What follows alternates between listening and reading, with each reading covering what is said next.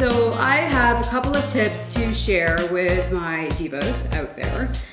Number one, I would say is to always have a touch of black in your room.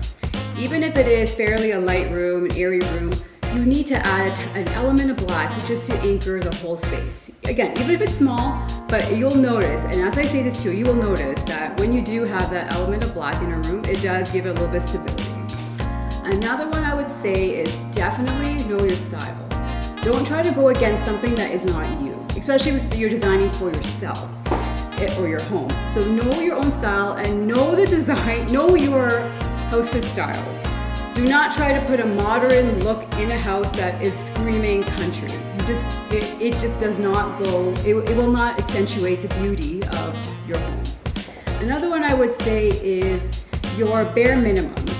You can always add layers. So when I say bare minimums, I'm talking about your floors and your walls. You do not need to go absolutely crazy on your floors and walls. They are your essentials in your room. If you think about a space, you have your walls and you have your floors. Those are your bare minimums.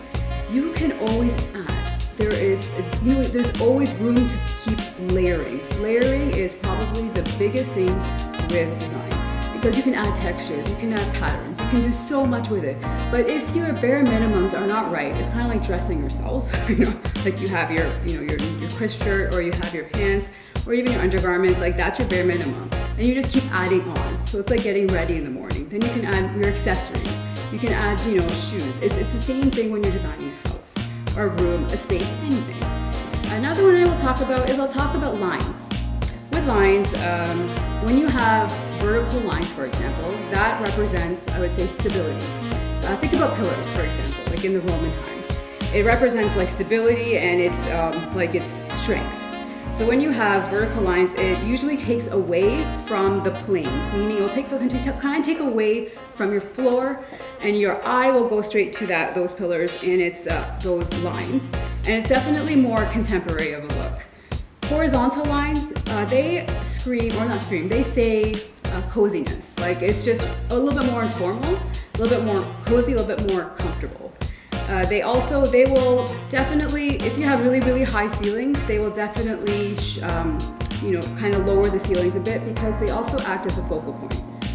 When you see a vertical line, your eye tends to draw there automatically. And another one I would say is diagonals diagonals. With diagonals, they're not too tricky, but you still have to know how to play with them, is they can actually make a space look bigger. When you play with them properly, they add a little bit of volume and bulkiness to the space, and even a small space, it'll just make it feel a lot more grander.